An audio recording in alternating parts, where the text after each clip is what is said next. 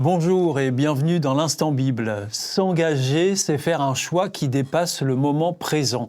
C'est décider de poser la première pierre d'un projet, d'une relation, d'une foi ou d'une cause. Mais dans une société où tout change vite, l'engagement fait parfois peur. Pourtant, sans engagement, rien ne tient. Alors comment trouver la force et la confiance de dire « je commence ici et maintenant » ? Pour en parler, j'ai le grand plaisir de recevoir les pasteurs Jétro Camille, bonjour. Bonjour tout le monde. Et Pascal Rodet. Bonjour à tous. Merci à vous deux de votre fidélité à cette émission, de nous retrouver régulièrement dans ce programme. Nous allons donc nous interroger sur comment l'engagement peut devenir une fondation solide dans la vie et dans la foi. Et c'est tout de suite dans l'Instant Bible.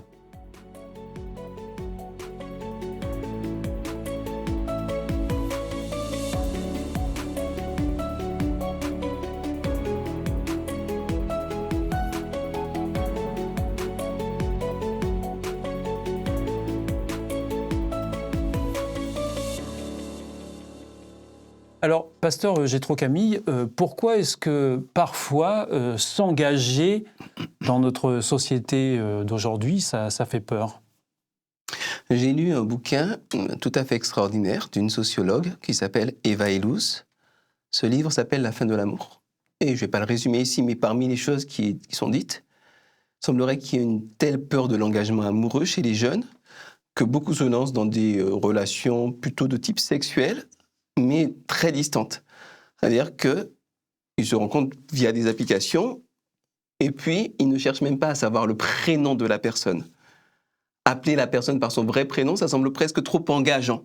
Il y a une vraie peur de l'engagement à notre époque et un recul de l'engagement également associatif. Dans les églises, on le constate également.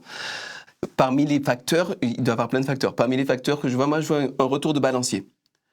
Parce que finalement, il y a peut-être un siècle de ça, on était complètement liés par sa parole, par ses engagements, par les contrats. Quand on se mariait pour la vie. Il n'y avait pas d'échappatoire.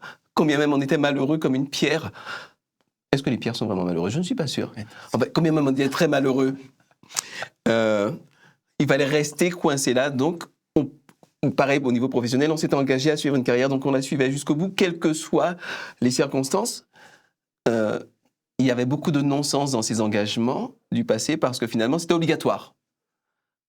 La liberté est arrivée avec les changements, les révolutions culturelles, mai 68, toutes ces choses. Le monde a beaucoup changé et les gens ont le choix. Et quand ils ont le choix, comme ils ont ce référentiel où l'engagement était synonyme de prison, eh bien, ils ne veulent pas s'engager. Mais réduire l'engagement à une prison, c'est biaisé, c'est faux. Mais ça se comprend historiquement parlant. Et est-ce que, alors donc j'ai compris que oui, il peut y avoir cette crainte de perdre sa liberté. Est-ce qu'il peut y avoir aussi, à votre avis, la crainte de se tromper et donc d'hésiter à s'engager parce qu'on n'est pas sûr et on a peur de se tromper ? À une époque où, quand je faisais un choix, mon choix était définitif. Là, j'avais intérêt à ne pas me tromper et peut-être que j'aurais mis du temps à m'engager. Dans une période où non seulement je ne me marie pas, mais si je me marie, je crois qu'on peut divorcer maintenant par une simple lettre à la mairie ou quelque chose comme ça, vu par un huissier. Oui, divorce par simplification par divorce. Oui. Donc c'est devenu très facile de se séparer d'un conjoint, de laisser tomber sa famille, de changer de boulot, de laisser tomber une association. Donc la peur de se tromper doit rentrer en compte, mais je pense que c'est un facteur moins prégnant que simplement ce sentiment de s'emprisonner en s'engageant. Alors, Pascal Rodet, qu'est-ce qui donne du sens à un engagement personnel, justement ? Alors, c'est vrai que ça peut être compliqué, surtout après la présentation du pasteur Jétro Camille, parce que c'est à l'opposé pour arriver à s'engager. L'engagement implique 3 points. Enfin, je vais juste au moins donner 3 points. Oui. Le premier, c'est avoir une conviction. Une conviction qui va me permettre de croire que ce que je fais est bien, est juste et quelque chose qui va pouvoir être positif pour moi. Sans cette conviction, ça va être compliqué de s'engager. Et ça rejoint l'exemple qu'il a été présenté pour le mariage. On a une conviction de vivre vraiment quelque chose, quoi qu'il arrive. Mais ça peut être dans le bénévolat, ça peut être dans un projet particulier. La conviction, ça passe avant tout par je croire ce que je fais est juste et bien et ça va apporter quelque chose. L'autre élément, c'est la relation. Je m'engage pour quelqu'un, pas seulement pour une idée. Et ça, c'est très nouveau, par exemple. Il y a toujours ce côté où les jeunes sont prêts à s'engager pour une idée.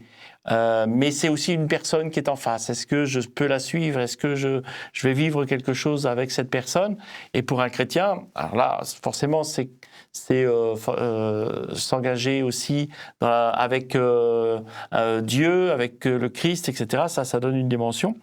Et puis, il y a le côté résultat. Je m'engage parce que je crois qu'il y aura un fruit, quelque chose qui va arriver, qui va aboutir.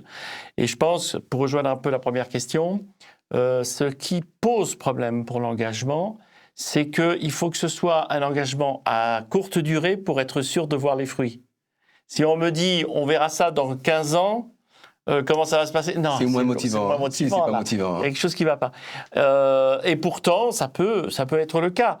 Il faut arriver à accepter d'être patient, de se dire ça va être, on trouvera les fruits dans 15 ou 20 ans. Mais ça, c'est indispensable pour avoir un engagement concret. Alors, Jétro Camille, est-ce que dans la Bible, il y a des exemples de personnes qui, justement, s'engagent, prennent position?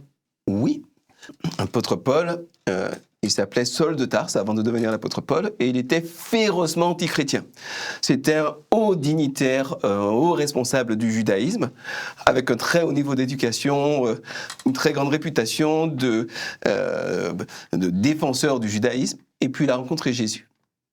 Et il a pris position pour Jésus et il s'est engagé pour Jésus. Et à cause de cet engagement pour Jésus, il a été maltraité, battu, jeté en prison.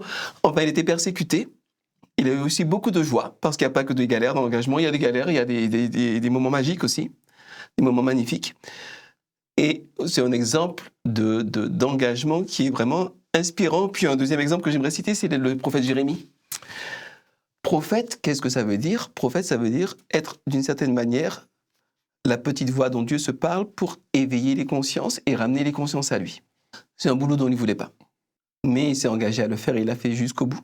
Il a galéré pour ça, mais grâce à lui, beaucoup de gens ont eu des évolutions de conscience, ce qu'on appelle une repentance, et ont pu avoir des chemins de vie beaucoup plus riches, beaucoup plus pleins de sens, beaucoup plus épanouissants, parce qu'ils ont écouté la petite voix de Dieu par l'intermédiaire du prophète Jérémie.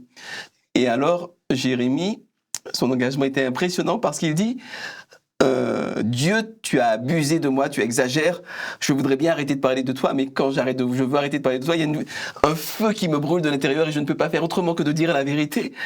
Et c'est un engagement qui est très plein d'humanité et de tension et de paradoxes. Mais c'est ça aussi la richesse de ce que c'est que la vie spirituelle avec Dieu quand on est un simple être humain. Pascal Rodet, est-ce qu'on peut vraiment s'engager quand on ne connaît pas tout à l'avance? Est-ce que l'incertitude n'est pas aussi un frein à l'engagement? Alors, il y a les deux. Les deux,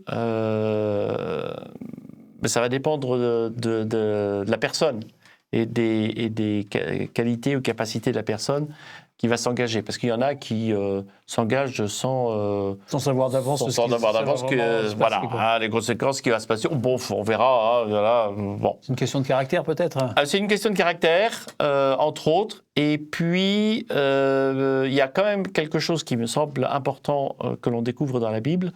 Dans les deux cas, entre ceux qui ont besoin peut-être aussi de contrôle, entre guillemets, et ceux qui non, on verra comme ça avancera, c'est une question de foi. Parce que quelque part, s'engager dans un projet où on ne maîtrise pas tout, ça peut faire peur, où on ne peut pas tout maîtriser parfois, où il y a forcément des choses qui vont peut-être ébranler notre engagement. La question de la foi va être un moteur extraordinaire pour avancer. Pour faire un pas. Pour faire un pas, pour être sûr que malgré tout, il peut y avoir du positif. Je prendrai juste un texte qui, je pense, est assez fort dans ce domaine-là dans la Bible. Hébreux au chapitre 11 et au verset 1. C'est quelque chose qui est assez important, écrit par l'auteur. Croire en Dieu, c'est une façon de posséder déjà les biens qu'on espère, c'est être persuadé que les choses qu'on ne voit pas existent vraiment. Quand on donne nos ancêtres en exemple, c'est à cause de leur foi. Et là, c'est très intéressant de voir cet engagement à la fois du passé, l'exemple qu'il cite ici par les ancêtres, enfin donc Moïse, Abraham, etc. Et le principe, croire en Dieu, c'est une façon de posséder déjà les biens qu'on espère. Il y a une sorte dans l'engagement avec Dieu, cette foi qui va me permettre de dire, voilà, on y va, il y a quelque chose qui va se passer avec lui et mon engagement va porter des fruits. Alors s'engager, c'est déjà commencer à construire. Et dans la deuxième partie, eh bien, nous allons voir comment la foi peut donner stabilité, constance et direction aussi à nos choix. Et c'est tout de suite dans l'Instant Bible. Vous êtes toujours avec nous dans l'Instant Bible et nous sommes en compagnie des pasteurs Jétro Camille et Pascal Rodet pour parler aujourd'hui de stabilité dans nos choix. Alors, Jétro Camille, comment la foi peut-elle nous aider à poser cette première pierre malgré l'incertitude ? Quand on connaît Dieu, on se rend compte que Dieu, que ce soit dans les différentes histoires qui sont racontées dans la Bible ou bien dans nos propres vies, Dieu nous prend d'un point A et il nous amène à un point B. Le point B est toujours plus haut que le point A. On est toujours plus heureux, plus mature, moins impulsif, plus sage. Voilà. Et puis autour de nous, on fait moins de dégâts ici, on fait plus de bien. Vous en avez fait l'expérience ? Oui. En même temps, vu d'où partait le point A, c'était pas difficile pour Dieu me faire monter un peu. Ah, mais tout est relatif, hein, ça dépend d'où on part. Hein. Et parmi les outils que Dieu utilise, il y a l'engagement. Pourquoi ? Parce que Dieu nous a donné un cerveau qui est neuroflexible. C'est-à-dire un cerveau qui est capable d'apprendre, qui change, qui évolue. Et certaines évolutions se font rapidement. D'autres évolutions ont besoin du temps. C'est comme ça qu'il y a des phases, par exemple, dans le mariage.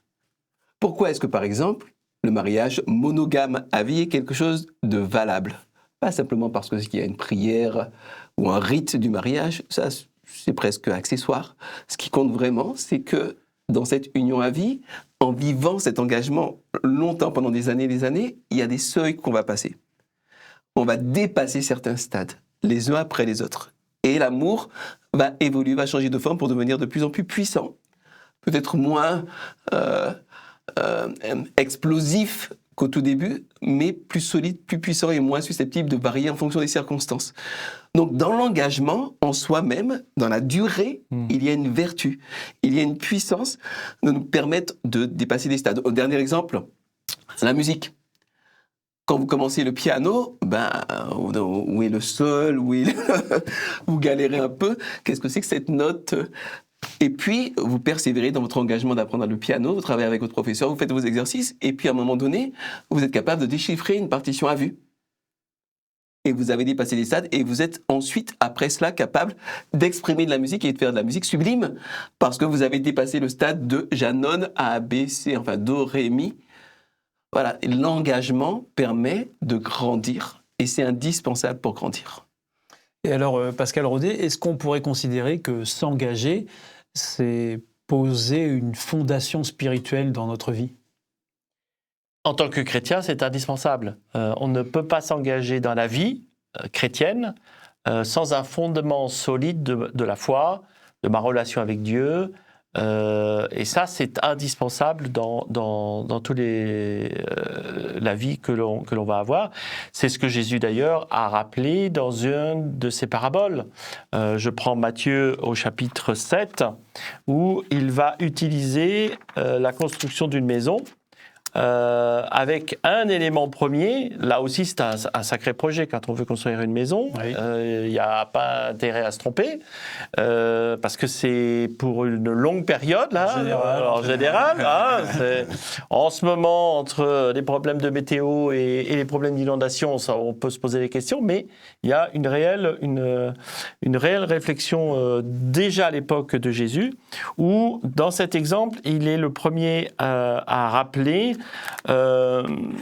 cet élément important de construire la maison sur un bon fondement. lorsqu'il dit celui qui écoute toutes ces paroles et m'obéit, celui-là ressemble à un sage. Le sage construit sa maison sur de la pierre. La pluie tombe, les rivières débordent, les vents soufflent et se jettent contre la maison. La maison ne tombe pas parce qu'on a posé ses fondations sur la pierre. Et ça, cet exemple que Jésus dit, c'est voilà, ton engagement là, tu vas construire quelque chose dans ta vie, tu vas vivre quelque chose d'important.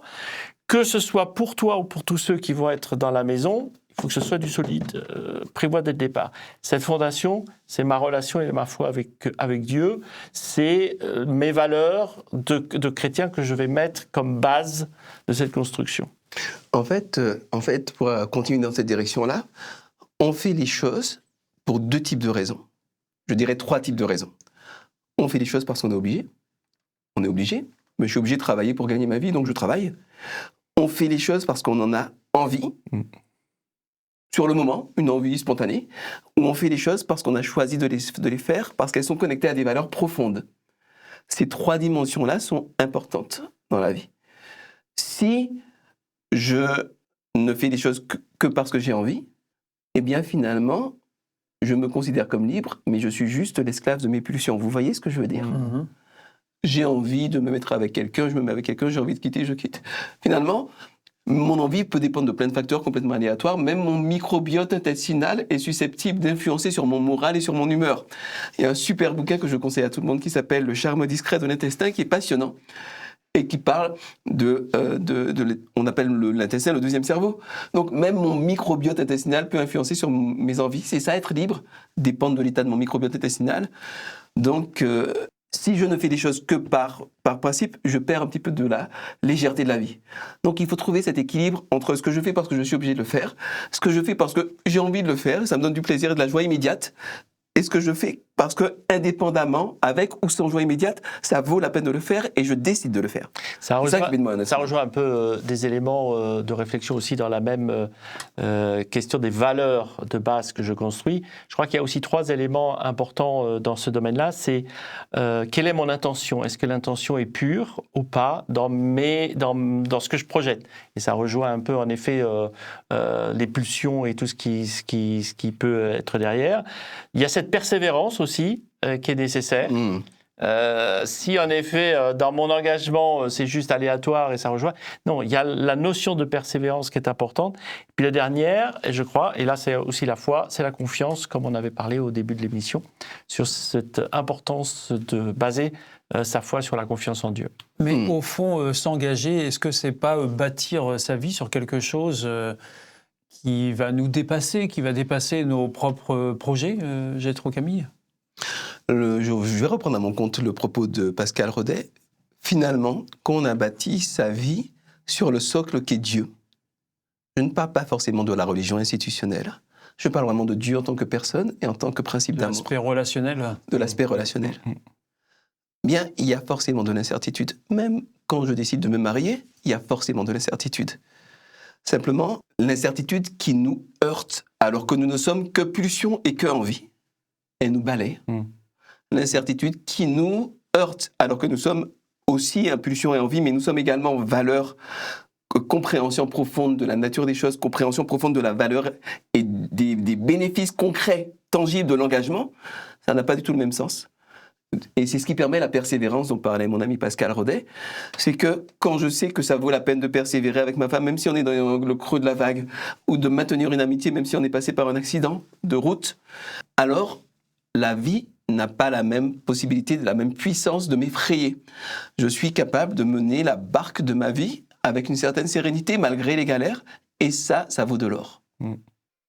S'engager, eh bien, c'est croire qu'il vaut la peine de bâtir. Chaque décision posée avec sincérité devient une pierre de plus dans notre édifice personnel. Et si vous souhaitez nourrir cette réflexion, en savoir plus sur ce qu'en dit la Bible, eh bien, nous avons le grand plaisir de vous en offrir une gratuitement. Il vous suffit de nous la demander aux coordonnées indiquées dans un instant. Merci au pasteur Pascal Rodet et Jétro Camille de nous avoir accompagnés durant toute cette émission.